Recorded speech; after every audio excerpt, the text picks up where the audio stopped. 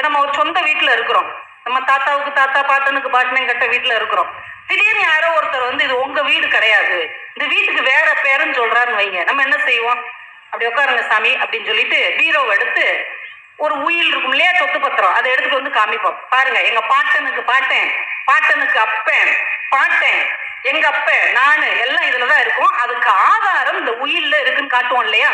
அதே மாதிரி காமிக்கிறதுக்கு நம்ம பாரதி பாட்டன் அழகா ஒரு பாட்டு எழுதி வச்சான்.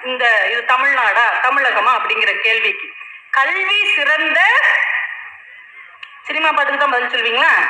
கல்வி சிறந்த தமிழ்நாடு, புகழ் கம்பன் பிறந்த தமிழ்நாடு, வள்ளுவன் தன்னை உலகினுக்கே தந்து வான் புகழ் கொண்ட தமிழ்நாடு, நெஞ்சை அள்ளும் சிலப்பதிகாரம் என்றோர் மணியாரம் படைத்த தமிழ்நாடு.